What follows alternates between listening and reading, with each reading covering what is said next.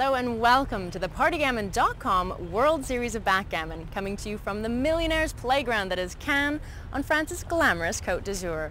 I'm Cara Scott and I'm going to be leading you through a feast of world-class backgammon action. We've already seen the US team take home the Nations Cup.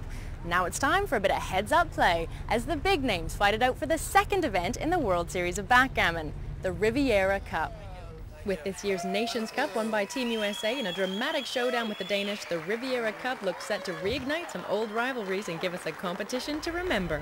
There's 200,000 euros to play for as the world's best players fight it out to get into those lucrative final stages. It's midsummer in Cannes, but things are just starting to warm up.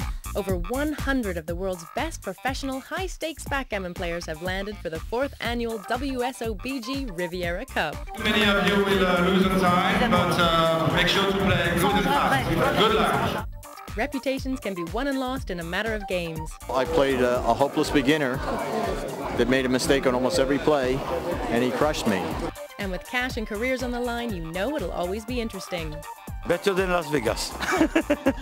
The championship division is home to the high-stakes end of the international backgammon circuit. Made quite a bit of money. Oh, that I prefer to make it like a secret.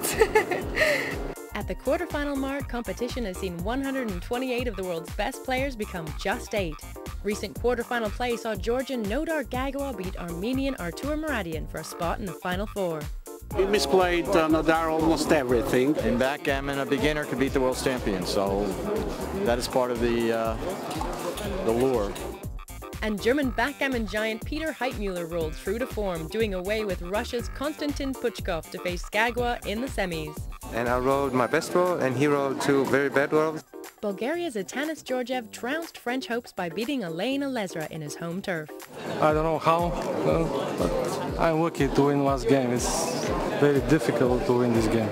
And joining me now to analyse the draw and chew the fat is one of the UK's best players, John Clark, also recently nominated onto the Giants of Backgammon list. And as a special guest, we have Eric Gage, who's the tournament director. Hi, Eric. Hello. Thank you, Cara. We're at the quarter-final stage, Eric, of the Riviera Cup. How do you feel it's going? Well, I think it's going very well. We had a very large attendance, very strong field. So I believe that so far we're having a very nice tournament. But before we look at the draw, tell me a little bit about how the Riviera Cup works. The Riviera Cup is a 1-to-8 draw, a knockout tournament, standard format, with matches being played against the clock, 20 minutes time bank and 9 seconds to play each move. This is going to put some pressure, Eric, wouldn't you say? A lot of pressure on many players. They're not very accustomed to play with the clock. Some have been complaining about the game being too fast. Some like it because they're a very fast player. They play with an instinct.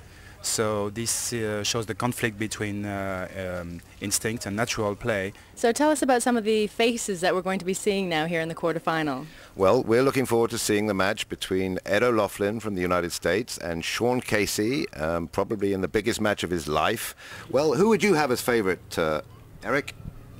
I would say that Ed O'Loughlin is more experienced. He's been playing in many tournaments the past few years. He's always in the prize. He always makes it to the prize. He's a natural favorite. But you never know. Sean Casey has been playing a lot of online games in the past few years. He must have been improving a lot. So it should be a tough match for both. So the quarterfinals of the Riviera Cup, it's Casey against O'Loughlin. Sounds very dramatic. My name is Ed O'Loughlin, and I'm from Boca Raton, Florida. And I've been playing backgammon since 1979. I'm playing in the championship division, and I'm in the final 16 now. My name is Sean Casey. I've been playing backgammon since about 2006 or 7 years. This is my second time at this tournament. It's a very good tournament. I like risk games, but the job I'm in is a risk management job, so it goes well together. I'm rolling like a train. I've played some good players, but the matches have been, some of them, quite one-sided. I'm quite happy with that. So John, for those viewers at home who are new to this game, what's backgammon all about then? Okay, Cara. Backgammon is essentially a dice game played on a board consisting of 24 narrow triangles called points.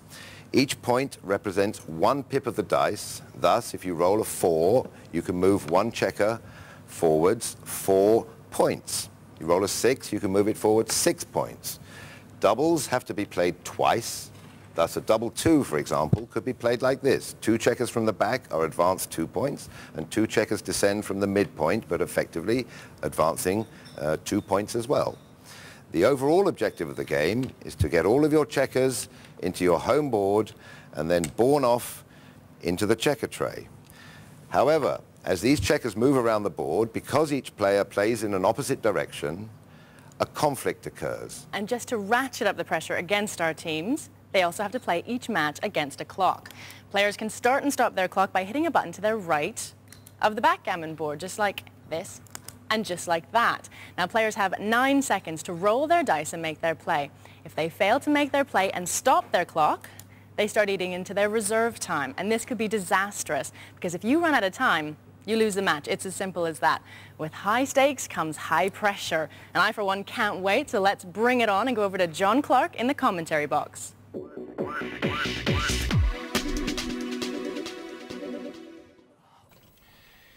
And here we are for the Riviera Cup quarter-final between Sean Casey from Ireland and Ed O'Loughlin, originally of Irish ancestry, but now from the United States of America. Good match, good They're going to play a 13-point match on the clock, 20 minutes time bank, 9 seconds to make your play. I'm joined in the commentary box by one of my favorite British players, sports writer and journalist, Mr. Will Cockrell. Hi John, thanks a lot for having me, and I'm intrigued by this because I mean, O'Loughlin is one of the most well-known giants of the game in the last 20 to 25 years. He's done everything, really, hasn't he, John? He's done everything, Will, and I heard only yesterday that I believe he's leading the current American Backgammon Tour. This is not bad for a man of 67. He doesn't look in any way like 67. I believe he's a very serious vegetarian and a yoga specialist. He has a very special seating position with his one leg under another. He says it helps him concentrate. And Sean Casey, charismatic, very cool under pressure, but not nearly so well known as O'Loughlin. So O'Loughlin must be the favourite in the match, but Backgammon's a funny game. No, O'Loughlin starts as a small favourite. But in this environment, Will, they still have to adjust to playing under the lights and the heat and the camera. First time for both of them. Just looking here, that back in 1995, O'Loughlin was rated the second best player in the world on the international lists. So yeah, last 10 years really, he's really been a giant. He's been around a long time, and yes, he starts as a favourite in this match. Right. However, Casey is the man. Oh, Casey, excuse me, Will, but double 2, the absolute best. And he'll probably come up and make the advanced anchor with that double 2. I was about to say Casey has a stranglehold on this first game. It's by far his best number. And excuse me, that was O'Loughlin with the double 2. And it is, of course, O'Loughlin playing the yellow checkers and Casey for Ireland playing the red checkers. Yeah, that's what you call a failed blitz, isn't it? He's committed to, he's got his ace point made, and it's very much the way I'm going to win this game is by shutting my opponent out, and then came the double 2. And then came the double 2. But, and this makes it a more or less an even game at 0-0 here to 13. Both players just sounding the other out, I think, at this stage. Okay, he misses with the ace. Comes down and is obliged to leave a shot with the 4. There you go, almost dead level. Now 5-2